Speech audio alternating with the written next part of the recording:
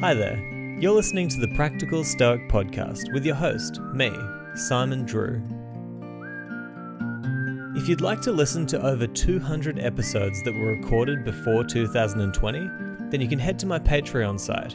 It's patreon.com/Simon J.E. Drew. We'd love to have you there, and any support is greatly appreciated.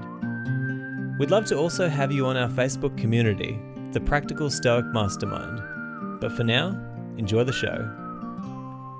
Hi there, my name's Simon Drew, and welcome to the Practical Stoic podcast. This episode marks the start of what I believe is an even newer and an even more improved direction for the podcast. And what I mean by this is that I've been thinking lately that it doesn't quite make sense that I would have a podcast about Stoicism where I only talk to people about Stoic ideas, because I think that the essence of Stoicism really comes down to that question of what it means to be an effective human being and what it means to be here experiencing everything that we're experiencing.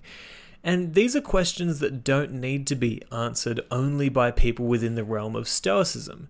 And so the direction that I want to take this podcast from now on is to not only speak to people within the realm of Stoicism, which I definitely will continue to do, but I also want to get the opinions of people in different disciplines, whether it is philosophy or whether it is science or whether it's culture, music, art. There's so many great people around the world who are focused very specifically on one area of life that we can learn from and hopefully get some great information about what it means through their eyes to live as an effective human being. And I still have plenty of interviews to release from people within the sphere of Stoicism around the world. People like John Sellers and Sharon LaBelle and Kai Whiting and many more who I will be releasing over the next few weeks. But just wanted to let you guys know that this is the direction I'm taking it from now on, and I'm very excited to learn as much from as many different people as I can about what it means to live effectively. So if you have any suggestions, I would absolutely love for you to reach out to me. Just jump on my contact page on my website, simonjedrew.com/contact, and send me an email with any suggestions that you have, whether you know them or not.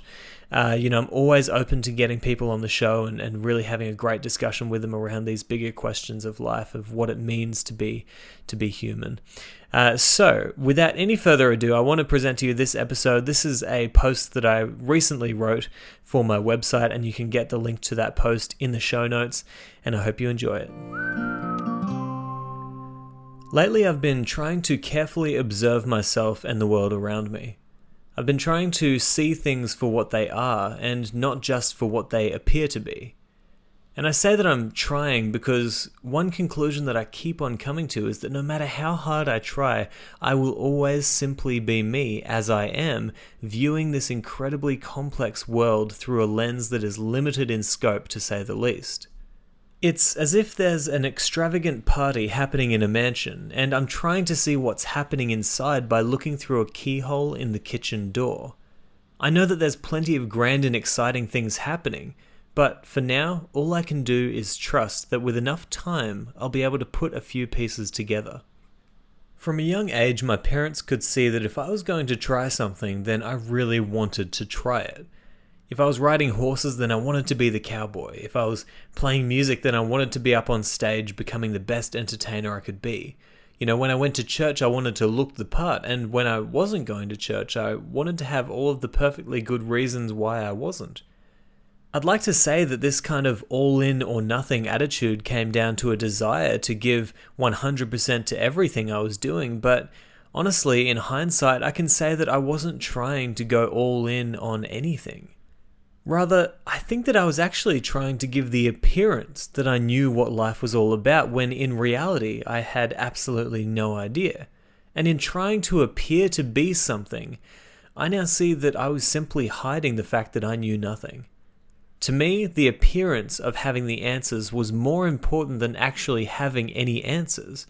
And so I jumped around from one thing to another, always tasting but never being nourished. And have you ever noticed how we all seem to think that we have the answers? You only have to look as far back as your last family gathering to see that we all have a pretty unhealthy relationship with the words, "I don't know." Just look around the world and see the division that is created simply because we cannot admit that we don't have all the answers. Left versus right, religious versus atheist, woman versus man, black versus white. Every belief structure is the one true way. Every ideology is the winner. Every experience is the truth. But how could that be? How is it that there are so many ways, so many winners, and so many truths? Well, if you'll let me, I'd like to invite you to look through the same keyhole that I'm looking through, so that you might see what I see. Get comfortable, turn on your imagination, and meditate on the ideas to follow. How is it that we humans perceive time? Well, it seems clear that we have an extremely narrow vision of time. This narrow vision of time is probably shown most clearly in our tendency to think only within the confines of our own lifetimes. See, we're driven by all kinds of biological and psychological phenomena that help us to survive day to day, week to week, and month to month, until we inevitably die. But even after we have ceased to perceive the world, which is really all that the death is, the world keeps on going as it always has, and the elements of the body will continue to repurpose themselves as they always have. So in order to fully understand the philosophies, religions, ideologies, and belief structures that we cling to so fervently, we must first begin with the understanding that our ability to perceive them is far younger than they are. And therefore these ideas have been perceived and used for far longer than we have been able to perceive them. And let's take it one step further and recognize that our own biological makeup has been forming itself since the beginning of time.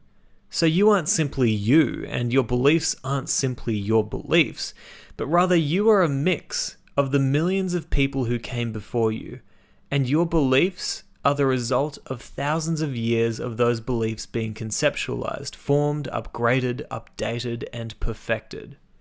And I bring us to these kinds of thoughts because if we're going to think that we know anything, then we had better start by knowing the things that are far older than our ability to know anything.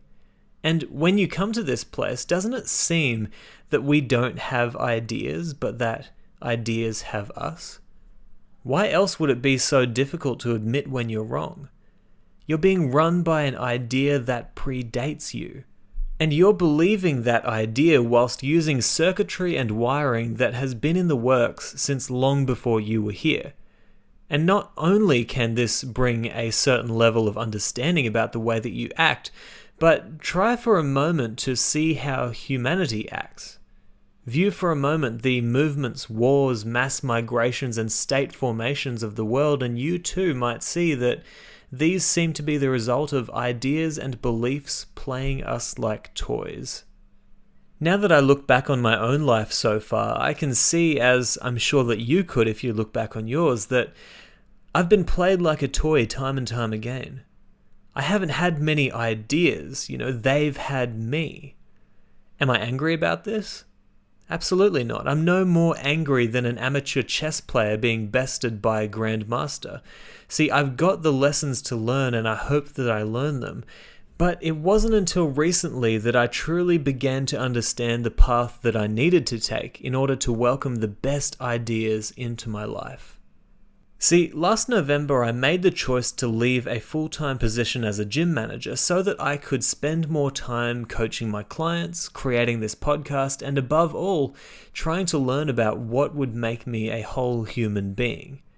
This decision was difficult because it represented a massive shift in my life and a risk that would likely place a lot of responsibility on my shoulders. However, the funny thing is that it was actually one of the easiest choices that I've ever made, because it was the result of a previous commitment that I'd made to myself to never choose expedience over principles when it came to my direction in life. I was ready to refine my direction and follow a path that would sustain me through every trial, every stumble, and every curve along the path.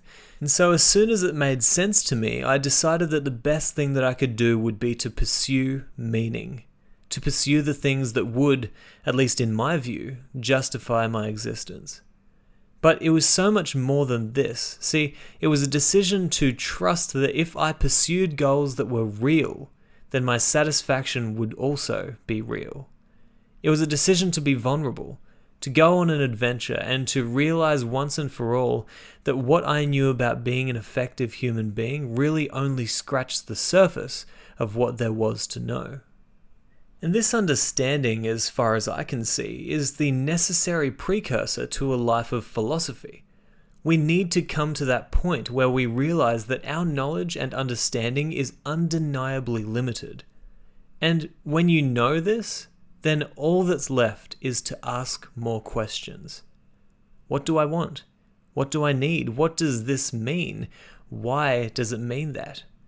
In other words, you see that all that life is and all that it will ever be is the simple art of asking better questions with a desire to know as much as you can know despite your limitations. This is a life of philosophy, and I now see that it's a life worth aiming at. And see, the Stoics actually knew all this, and in fact, I believe that they asked the three most important questions that anyone could ask. The first is, what is all of this that I see, and how do I fit into it? The second is, based on what I see, how should I act? And the third is, how do I even know that I'm right? See, when I learned that these were the ultimate questions that the Stoics were asking, I decided to put down my books and let go of my preconceived notions of discipline and effortful study. And I did this so that I could experience philosophy from the other side, the human side, the childlike side. I didn't want to simply fill my mind with other people's rationalizations and ideas as I'd done in the past, but rather I wanted to see what would happen if I simply listened, paid attention, and asked better questions.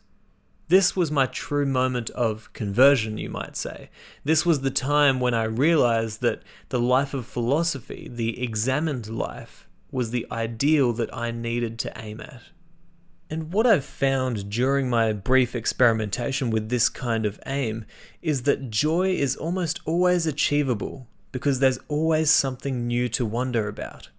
See, if your aim is simply a life of philosophy, which is the constant pursuit of wisdom, then you'll always be hitting your aim while simultaneously finding new aims, because there's always a new question, there's always a new curiosity, and there's always something that you don't quite understand.